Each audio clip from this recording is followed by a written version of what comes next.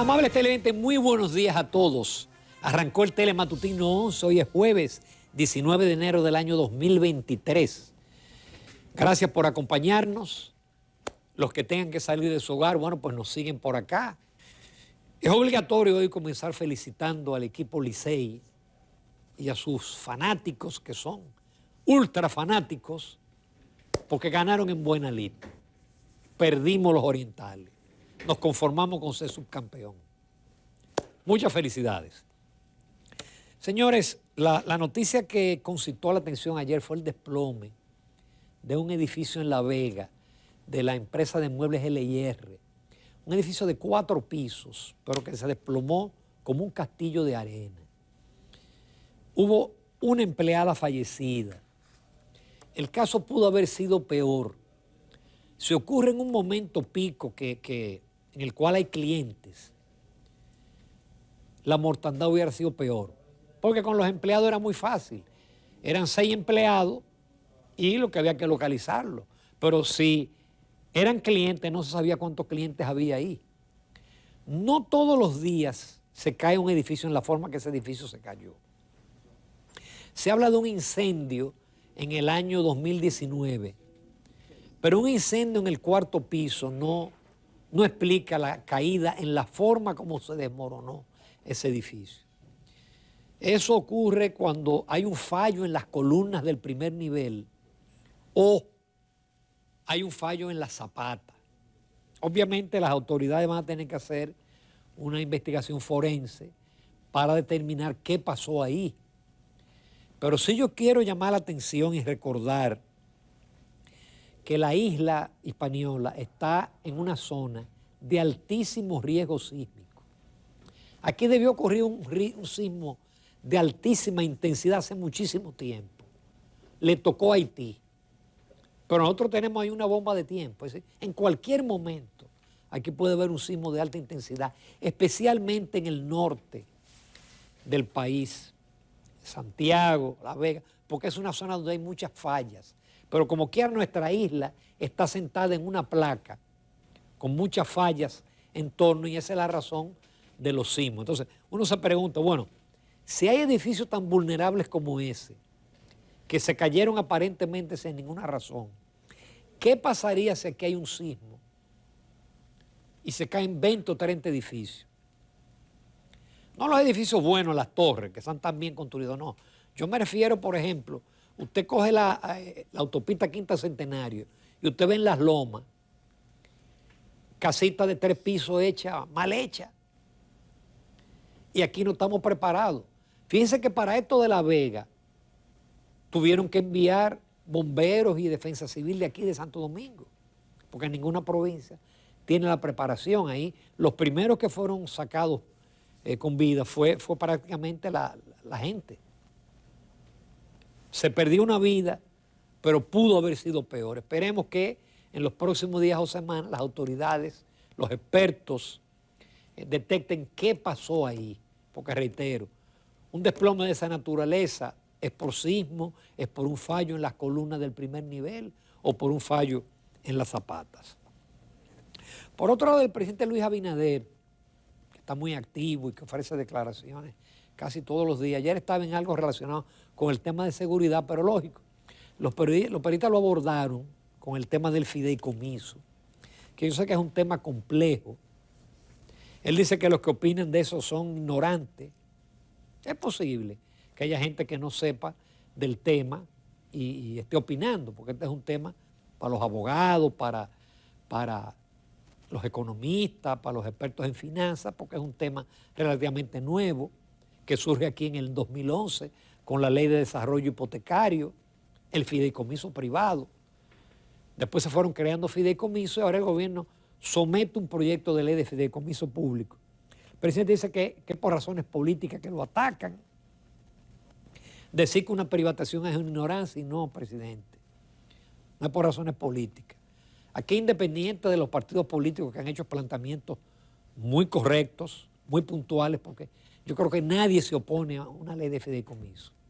Ahora, tiene que ser una ley con transparencia y que tenga una serie de garantías. Pero aquí hay organizaciones y personalidades que no son políticas, que han hecho señalamientos puntuales muy precisos, muy correctos, como es el caso, por ejemplo, de Finjus, de la Fundación Justicia y Transparencia. Pero hemos visto debates interesantísimos de abogados constitucionalistas como Cristóbal Rodríguez, como Nacés Perdomo. El lunes aquí estuvo Servio Tulio Castaño, hizo una exposición interesante sobre el tema, porque no es solamente el contenido de la ley, sino si la ley es orgánica o es ordinaria. La Cámara de Diputados la aprobó como si fuera una ley ordinaria. Eso es parte del debate.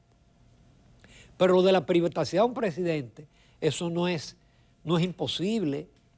Si, por ejemplo, un fideicomiso toma préstamo, y esa es la idea, la idea es que el fideicomiso toma préstamo, se hagan cosas, esos préstamos no figuran como deuda pública, aunque hay un trabajo ayer de Cristóbal Rodríguez que sí, que es deuda pública. Porque si el fideicomiso es público, si el fideicomitente es público, entonces la deuda es pública. Y si no lo es, lo va a hacer. Cuando el fideicomiso muera en 20, 30 años y le devuelva al Estado los activos y los pasivos, esa deuda la va a tener que asumir el Estado. Entonces, esa es parte de las preocupaciones. Está la preocupación de si se cumple la ley de 340, en fin, sí. Y se ha mejorado el texto gracias a esas observaciones, porque el texto aprobado por el Senado decía, los fideicomisos se van a regir por el espíritu de la ley 340. ¿Qué es eso? No, los diputados pusieron, se va a regir por la ley 340. Claro, uno no entiende que cada fideicomiso haga un reglamento de compra. Ok. Mientras en compra esté Carlos Pimentel, estamos tranquilos. Pero en algún momento puede haber alguien que no sea Carlos Pimentel. Y eso de luz verde a operar sin transparencia, en fin. Las opiniones no han sido politiqueras, ni han sido de ignorancia, han sido muy correctas para mejorar la redacción de lo que es una ley marco, porque aquí, como escribió en un artículo el doctor Leonel Fernández el lunes, muy bueno también sobre el fideicomiso, decía que este es un fideigobierno. ¿Por qué? Hay más de 20 fideicomisos y faltan más. Por otro lado, señores, la inflación se come el bolsillo de los dominicanos y no cede. En Palacio hubo una rueda de prensa donde se habló del crecimiento. Me gustó ver un ministro que se pasó la vida entera diciendo que esta economía crece, pero que la pobreza y todo sigue peor ahora, hablando de un 5%. Y hablando de que la inflación cedió, pero la inflación no ha cedido. Nosotros tuvimos una inflación de 8.5 el año pasado, y en el 21, y en el 22 fue de 7.83. Decir que bajó de 8.5 a 7.83. ¿Y cuál ha sido el costo? Que se aumentó la tasa de política monetaria de 3 a 8.5. Y hoy en día, usted que adquirió un apartamento o una vivienda, tiene que pagar 3, 4 puntos más de tasa de interés. 2.000, 3.000 pesos más.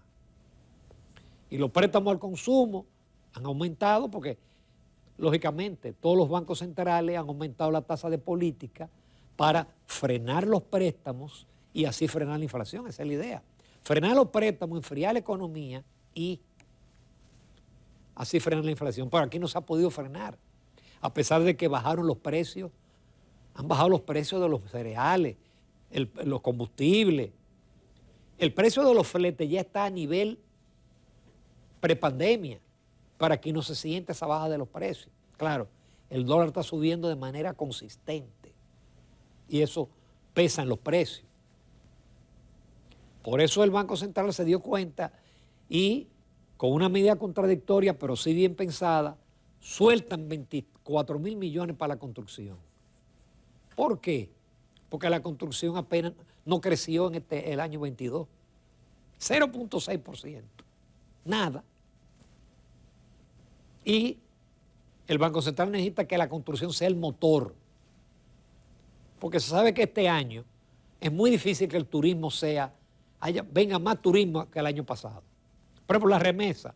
Hoy el Banco Central publica, llegamos casi a 10.000 millones en remesa. Muy bien.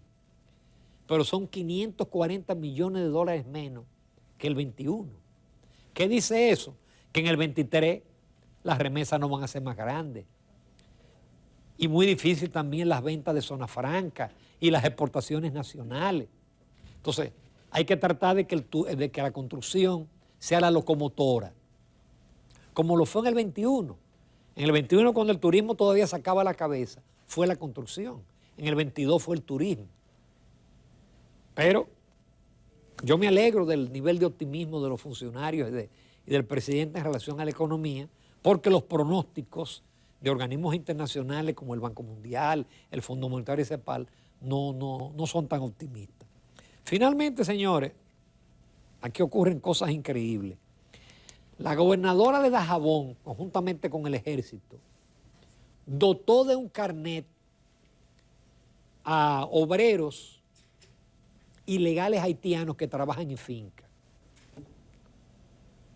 Oye, esa gobernadora no sabe que esa no es una función de ella, ni del ejército, que es una función de migración del Ministerio de Relaciones Exteriores. Afortunadamente, el director de migración desautorizó, porque ella le estaba dando como una visa, un carnet que dice, fulano de tal trabaja para tal propietario de finca, y ya con eso ella pretende que no lo deporten por ser ilegal. Qué bueno que el director de migración habló